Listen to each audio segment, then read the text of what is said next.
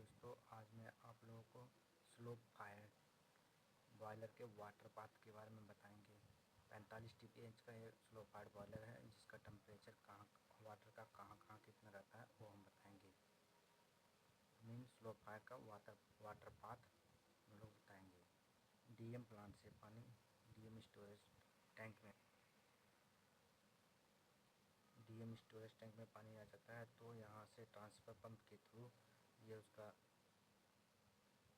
Discharge suction valve है, ये उसका डिस्चार्ज वाल्व है, आइसोलेशन वाल्व है। ये ओपन कर लेते हैं और फिर जो ट्रांसफर पंप को चलाकर पाइप के थ्रू फीड स्टोरेज टैंक में पानी ले लेते हैं। ये कुछ हाइट पे रहता है और ये यहाँ पे इसमें गेज ग्लास लगे हुए होते हैं जिससे वो ड्रम का लेवल बताता है। और हमें ये इंस्ट्रूमेंट का भी यहाँ एक लगा हुआ रहता है, वो हम किसी नेक्स्ट वीडियो में बताएंगे। और गेज ग्लास को चार्ज कैसे किया जाता है वो भी किसी नेक्स्ट क्लास में बताएंगे। यहाँ पे लगे होते हैं स्टैनर, वाई टाइप या वी टाइप के स्टैनर लगे होते हैं जो कि अगर इसमें कुछ पार्ट रह गए हैं तो यो पानी को साफ़ कर करके फिर से ये फीड ट्रांसफ़र पंप के थ्रू हमारे ड्यूरेटर टैंक में भेज देते हैं पानी को। अब यहाँ फीड ट्रांसफ़र पंप को स्टार्ट करके इसका हुआ है डिस्चार्ज वाल्व, ये हुआ है सक्शन वाल्व। स्टेनर को साफ़ करना हुआ तो सक्शन वाल्व को बंद करके स्टेनर निकाल के और पानी को ड्रेन करके स्टेनर निकाल के साफ़ करके फिर इसे लगा देते हैं। अब पानी यहाँ से जाएगा हमारा डिरेक्टर में हाइड्रोजन, इसमें ऑक्सीजन रिमूव होता है। ये है उसका ओवरफ्लो हम अपना लाइन दिखाया नहीं, लेकिन उसका ओवरफ्लो फीड टैंक में जाएगा।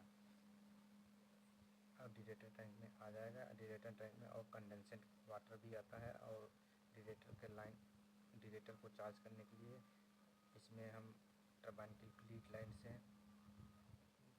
1 से 4 kg पर सेंटीमीटर स्क्वायर प्रेशर या 120 से 200 डिग्री सेंटीग्रेड टेम्परेचर का प्रेशर लेते हैं, जिससे हम डिरेक्टर का चार्ज करके इसमें से ऑक्सीजन को रिमूव करते हैं।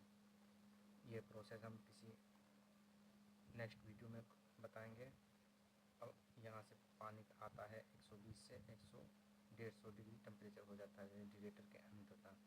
इससे फिर यहाँ BFP है, BFP से हम पानी का सक्शन डिरेक्टर के पानी के सक्शन रखते हैं। इसको कुछ हाइट पे रखते हैं, 10 मीटर के हाइट पे 1 kg का प्रेशर सक्शन में मिल जाता है। यह हुआ स्टेनर को बार बार अगर यहाँ DP लगा रहता है, DP अगर ज़्यादा बढ़ाता है तो स्टेनर चौक होता है, तो हम इसको बार बार निकाल के साफ़ करेंगे। अगर स्टेनर साफ़ नहीं करेंगे सक्शन प्रेशर घट जाएगा तो BFP ट्रिप हो जाएगी। ये उसका आइसोलेशन वाल्व सक्शन का है, ये हमारा डिस्चार्ज का आइसोलेशन वाल्व है। ये है हमारा BFP से पानी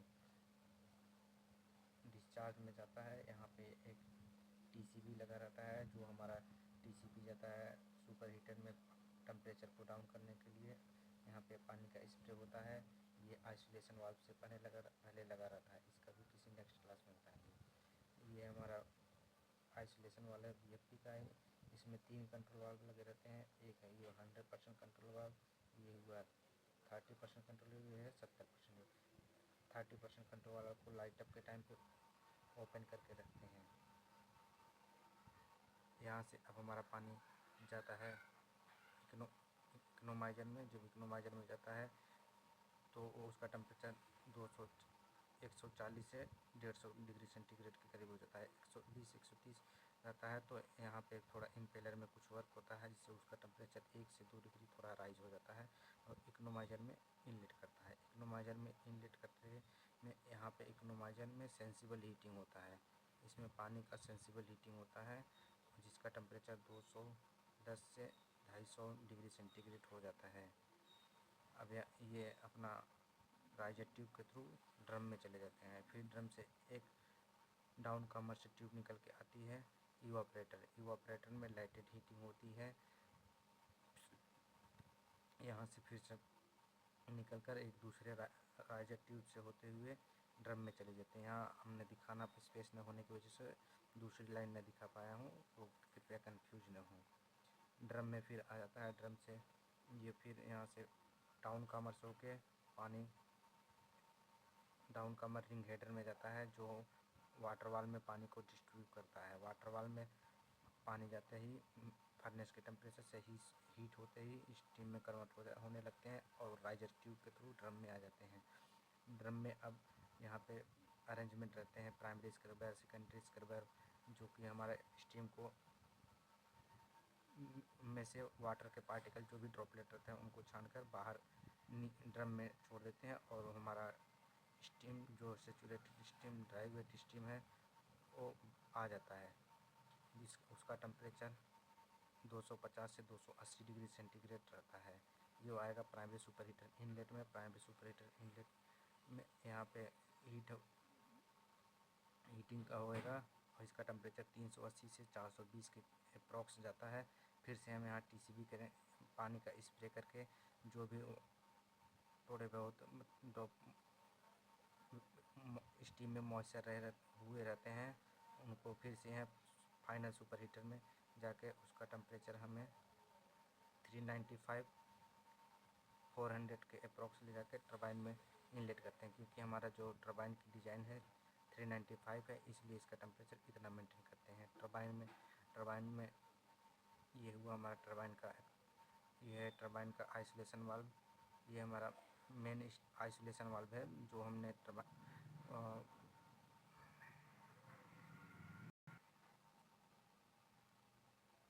अब यहाँ प्राइमरी ये सेकेंडरी सुपर हीटर कर लो। Final super heater inlet outlet steam होती है, उसका टेम्परेचर 395 डिग्री और हमारा 45 TPH का बॉयलर है। वर्किंग प्रेशर 45 kg है, तो हम इसका प्रेशर 42 से 45 kg के बीच में रख के ये हुआ आइसोलेशन वाल्व है।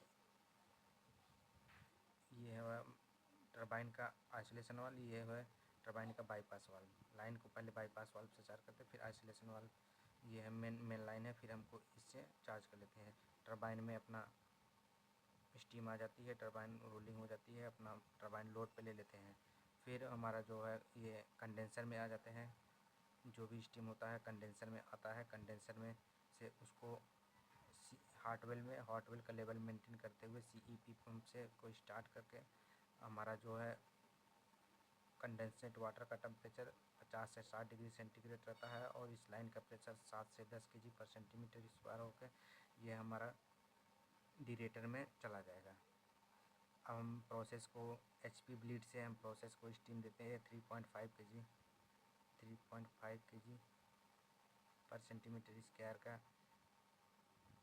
प्रेशर जो हम प्रोसेस में देते हैं। प्रोसेस में अपना वर्क होके ये कंडेंसेट होके फिर से ये डिरेटर में चला जाता है। तो दोस्तों यही है हमारा वाटर पास 45 TPH का। आपको स्क्रीनशॉट लेना हो तो ले लीजिए।